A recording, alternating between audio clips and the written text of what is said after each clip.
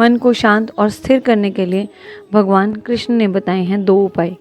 किसी भी चीज़ को समझने के लिए सबसे पहले मन को शांत रखना चाहिए और फिर काम पर ध्यान लगाना चाहिए, क्योंकि हम मन से ही प्रश्न खोज लेते हैं और मन में ही जवाब देकर बैठ जाते हैं। भगवान कृष्ण ने मन को शांत रखने के लिए 2 चीज़ें बताई हैं। श्रीमद् भगवद गीता में श्री कृष्ण कहते हैं, मन का बेचैन होना उसका स्वभाव है। हमारे मन को लगता है कि वह अगर अलग अलग बातों के बारे में सोचता रहेगा तो हमारे आने वाली हर मुश्किल और मुसीबत से हमें बचा लेगा, पर ऐसा होता नहीं है।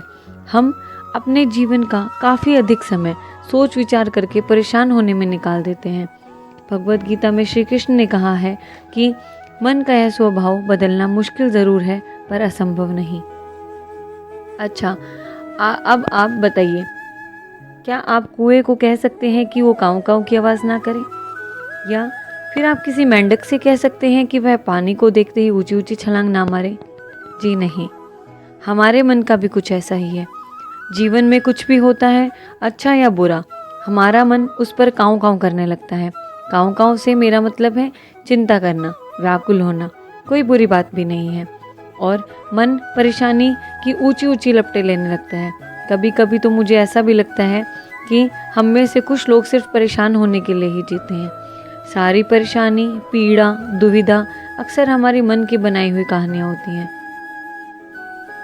भगवान श्री कृष्ण ने हमें हमारे मन को शांत करने के लिए और स्थिर करने के लिए 2 उपाय दिए हैं, जिसमें से पहला है मेडिटेट करना, दूसरा वैराग्य भाव सीखना। अब ध्यान या मेडिटेशन शब्द सुनते ही आप में से कई लोग कहेंगे कि आप आंख बंद करके सांस अंदर बाहर नहीं ले सकते। यहाँ हम सब गलती कर बैठते हैं। मेडिटेशन या ध्यान का मतलब सिर्फ आंख बंद कर बैठना नहीं होता। मेडिटेशन का अर्थ होता है जो भी काम आप कर रहे हैं उसे पूरी ध्यान से करें। जैसे कि अगर आप खाना बना रहे हैं तो आपका पूरा ध्यान सिर्फ खाना बनाने पर ही होना चाहिए। उस वक्त आप किसी और चीज़ के लिए ना सोचें। अगर आप टीवी देख रहे हैं तो आप टीवी ही देखिए। आपका ध्यान इस चीज़ पर नहीं होना चाहिए कि टीवी देखकर आप अपना समय बर्बाद कर रहे हैं। हर छोटे छोटे काम को जीवन में पूरा ध्यान लगा कर करें तो आपका जीवन ही एक मेडिटेशन बन जाएगा।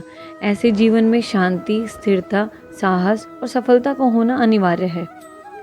दूसरा भाव, वैराग्य। वैराग्य का अर्थ यह नहीं कि आप सब कुछ छोड़कर जंगल में जाकर बैठ जाएं। वैराग्य का सच्चा अर्थ यह है कि आप जो काम कर रहे हैं उसका क्या नतीजा या रिजल्ट निकलेगा उसकी चिंता ना करें। जैसे पूरे मन से तैयारी करें और अपना बेस्ट देकर आएं। वहाँ नतीजे के पीछे अलग अलग चीज़ें हैं जो आपके बिल्कुल कंट्रोल में नहीं है।